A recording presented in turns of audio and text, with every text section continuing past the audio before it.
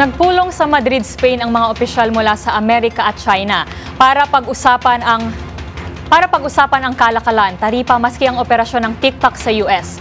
Habang iniluklok naman sa bansang Nepal ang bago at kauna-unahan itong female prime minister matapos ang mga madugong kilos protesta sa kanilang bansa.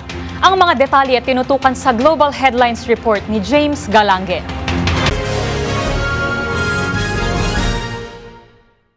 Balita mula sa Espanya, nagpulong sa Madrid ang ilang mga opisyal ng Estados Unidos at China para pag-usapan ang kalakalan, taripa at deadline ng operasyon ng social media platform na TikTok sa Amerika. Pinangunahan ng sabing pagpupulong ni US Treasury Secretary Scott Bessent at Chinese Vice Premier He Lifeng, kung saan napagkasundo ang i-extend ang kasalukuyang ipinataw na taripa ng Amerika sa China na 55% hanggang November 10. Habang kasalukuyang pinag-uusapan pa kung i-extend din ang operasyon ng TikTok sa Amerika sa ika-4 na pagkakataon o kaharapin na ang total US shutdown.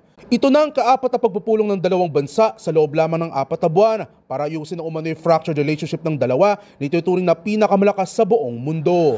Samantala, nangako naman ng bago at kauna-unang female Nepal Prime Minister na si Sushila Karki na susundin nito ang nais at hangarin ng Gen Zs na mga nagprotesta sa mga gusto nitong hakbang para wakasan ng korupsyon sa kanilang bansa. Ito'y bunga ng patalsikin ng mga Nepalian demonstrator ang nakarang administrasyon kung saan humantong na sa panununog ng mga gusali ng gobyerno at alisin sa pwesto si dating Nepal President Ramchandra Paudal. Sa huling pagtaya, mahigit 50 katao ang nasawi sa mga idinaos na matinding kilos protesta habang mahigit 1,300 naman ang sugatan. Nagsimulang naturang pagkilos ng iba ng nakarang administrasyon ang 26 na social media platforms ng batikusid ng netizens ang mga umano'y pagbabandera ng mga anak ng politiko ng kanilang mga umano'y lavish lifestyle. At yan naman nakalap nating balita mula sa iba't ibang panig ng mundo. Para sa MBC TV Network News, ito si James Galange ng DZRH TV, una sa Pilipinas, una sa Pilipino.